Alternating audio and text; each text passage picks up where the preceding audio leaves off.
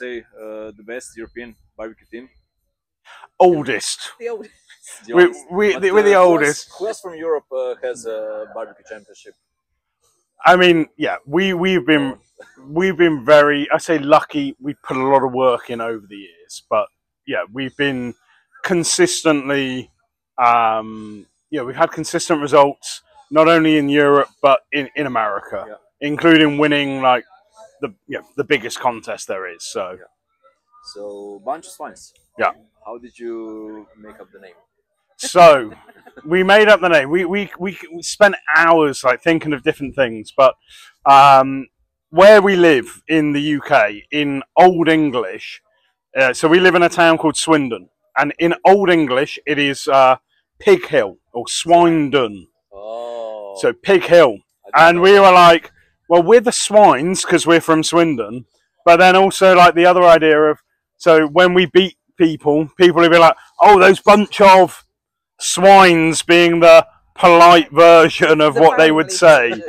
So that's how the name came about. Yeah, makes sense. Yeah, but we're not really a bunch. It's just the two of us. When did you form the team? 2012. 2011. 2011 is when we first started. That was before. No, actually, 2010 was KCBS. No. So it was before KCBS in Europe. Before. We used to have a sanctioning body in the UK that did a very similar format to KCBS. The first KCBS contest was actually in 2012 as the Tony Stone contest, so which we competed in. Oh, okay. But yeah, we actually started in 2011, so we kind of got a bit of a head start on people. Yeah, wow. That's really nice. That's why I say we're the old people. So, yeah. And you just told me like a little before, this is not your full-time job. No. Just a hobby. Yeah, we have day jobs. Like, don't get me wrong, loads of people always ask us, like, oh, when are you going to open a restaurant or do this, do that? And it's like, it just stops being fun if it becomes work. Yeah. So, we're very lucky. We have day jobs that cover all of this, and it just means we can just leave it as fun. It's more like therapy. Yeah. Some people go and play golf. Some people go to the gym, or I can tell we don't. But yeah, this is our way of just chilling out. So you're actually saying that any barbecue amateur can win the world championship? Yeah. Yeah, you work hard enough at it. Seriously, the next one, you never know. You work hard at it. We have spent like years. It took us 7 years of competing at the American Royal to then win it. Oh, you were 7 times on American Royal before? Before then. Wow. I mean, we've been to the American Royal 10 times now. It's like Houston Livestock and Rodeo is another big contest in Texas. We've been there 6 times now.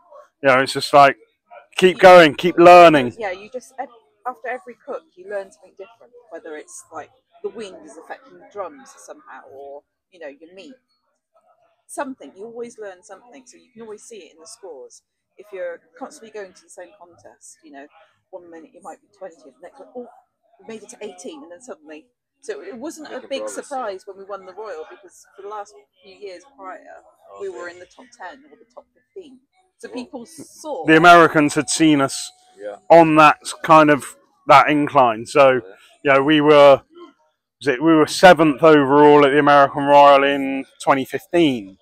We were 12th like the year before. So they'd seen us getting better and better. Yeah. So for the teams that have been around for a while, when they see us win it, it was like, well, they've put the work in. Yeah. They know how to do it. But they were happy for us. Yeah. Yeah. It was quite surreal. Yeah, well, I must say that I didn't know it, but yeah. That's a really nice story. And what would you say? Okay, so you have one grand champion on the American Royal. How many grand champions do you have altogether? Do we even keep count? I know that sounds bad, but I look at barbecue data, and I think it's like 31 or 32, something like that. With reserve grand champions, we're like over 60. Wow. That's, I mean, we've done over 130 contests. 130 contests. Yeah. Wow. So every second you are a champion or a grand champion. Yeah, we've been consistent. Yeah. We've been consistent. Yeah. Wow. Yeah. That's really. So if you've got any ideas what to do with trophies, Yeah. Please let me know. Seriously, they are in. It's quite funny because you see pictures of people and they've got the house is like covered. Yeah. Ours are in boxes. In the attic. In the attic. Oh. It's set for 2. Yeah. 2 of them we've got pride of place. One day when you open a restaurant, you'll have this big wall. The only ones we keep in the living room, so we have our American Royal Grand Champion, and then we also have our second place ribs at Jack Daniel's Invitational. So they're the only 2 trophies. Yeah. So yeah. Everything else just goes straight up. So why don't you ever want to think about opening a restaurant? We enjoy this. As soon as you turn anything into a full-time job, of course, you kind of lose that spark. And to be honest, working 35 hours is enough for me. We've got friends of ours that have had really good jobs in London and things like that, and quit their 35 hours to work 98 hours. No. 160. 130 hours. 130 hour weeks. That's what it takes to run a barbecue restaurant. Yeah. You know, and these guys were sold out 3 months in advance. And it's just like, no. I mean, when does it leave that time for us to come and compete? Yeah. You know, it's, don't get me wrong, we see lots of people that come up with a rub or a sauce or whatever, and they make a good amount of money from it, good income. And it's always, you've got to prove it on the competition scene. But for us, you know, we're happy just, our life does that thing. And we just come here and enjoy ourselves. That's really nice to hear, yeah. So let's talk about this perfect score. First of all, how many stars do you have? Also, you 8. lost count. No, we've got 8. We've got 8. We have the world's. Well, we've got the best second place rib in the world. Yes. Oh, that's like. That's our claim to fame. That's our claim to fame. So we got a 180 in ribs at the Jack Daniel's, second place, perfect score. We've got a 180 at the American Royal, second place ribs, perfect score. And we have a second place rib at the Houston Livestock and Rodeo in Texas. And we're just like, what does it take to get first place in ribs? Yeah. We have lost so many coin tosses, it's unreal. So we have a brilliant second place rib. Wow. But, you know, I take a second place rib and everything else being good, and that's what wins championships. So you're saying you got like 8 stars, so far, and almost half of them were second place. Pretty much. Yeah. Whoa. I mean, yeah, just thinking of like 700 pins. Well, it's like when we've had 700 pins and the reps haven't even realised that we've had it. Yeah. It's, that was quite funny. We were in a contest in Europe. Yeah. And teams were coming up to us because it was the first 700 in Europe at that time. Oh, okay. And they were like, congratulations. We were like, for what? We hadn't even looked at the score. Oh, yeah. Okay. And then about 10 minutes later, the rep came out and went, I'm really sorry. Here's your pin. We were like, to be fair, we were like first place chicken, first place pork ribs, first place pork, and then like second place brisket. Yeah. So you kind of expect a good number, but But yeah. So I can be lucky that I got the first place with my first star so far. Yeah. You won the coin toss. Yeah. Yeah. Second place still counts. Yeah. No, yeah, it's a great success. So really, congratulations. So yeah, our plan in Croatia is first of all to form more barbecue teams. Yep. At this point, BBQ Hot Yard is still the only competing barbecue team. Yeah. But we expect that thing to change this year. In July, we are bringing Sterling Smith from Luton Barbecue. Yeah. And he will be in Croatia for 8 days. So we will do 7 days events, master classes and cooking classes for. One will be for the championship barbecue, and we're also doing the CBJ class, and we hope to get some more teams from Croatia formed. If you have Sterling coming over, okay, you have to get him to cook his world championship winning lamb recipe. Yeah, I heard about it. It's like, because it's like, if he's going to give a masterclass on his lamb recipe, we're going to come over as well. It's, just to know what the recipe is. I hope for this. Yeah. I'm definitely making him cook like a lamb masterclass. Yeah. Yeah, that sounds good, because there's also one thing in Croatia. You know, there's a traditional rotisserie lamb. Yeah. Lamb. Yeah. That's like the something that is like when you. There's actually only 3 ways to cook lamb in Croatia. Rotisserie lamb is first. The other one is peka, which is cooking under the bell. Yeah. That's also traditional for our part. And the third one is in the oven. Yeah. So no one is doing smoking lamb. Yeah.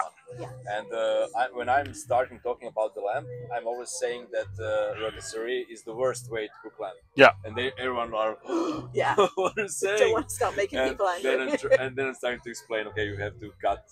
cook each bit to where it's the best. Exactly. You understand? Yeah. It's a bit like when you see people cooking whole cows.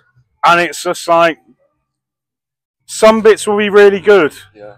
The majority of it will be really bad. So I can imagine having Sterling cooking lamb in some kind of masterclass and naming it like the best lamb in the world. Yeah. That we will have the full class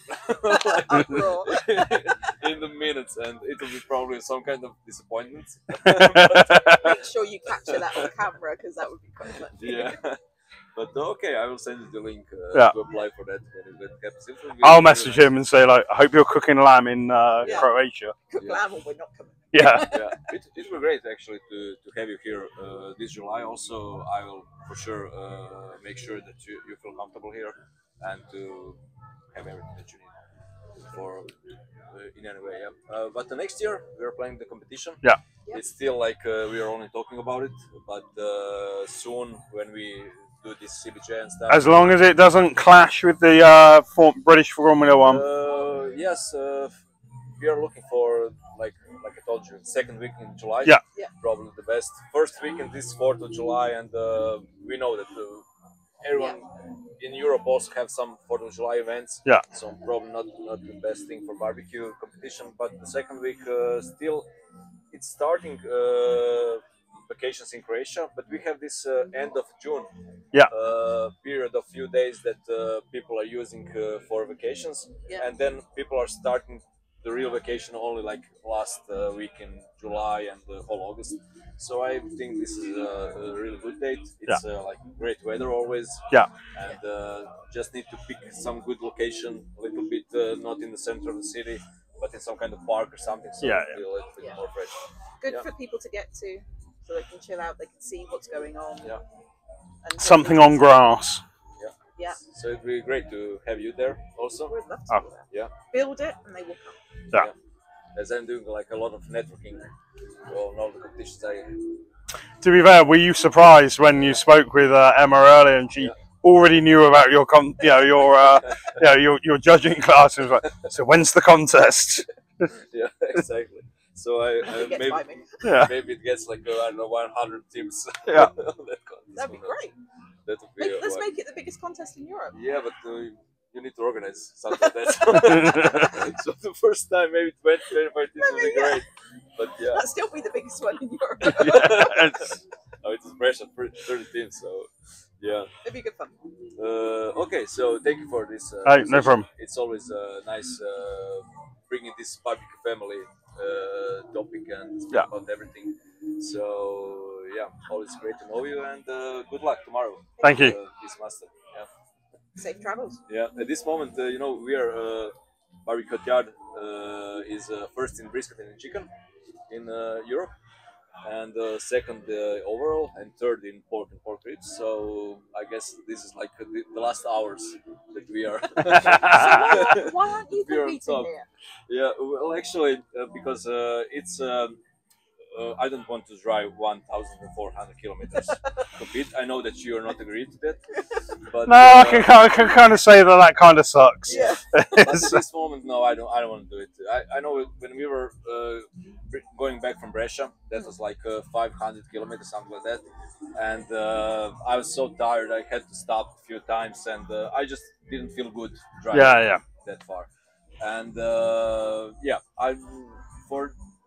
for now, I don't want to do that, and all the logistics about that kind of travel and coolers and meat and everything. Yeah. But who knows? Maybe next year.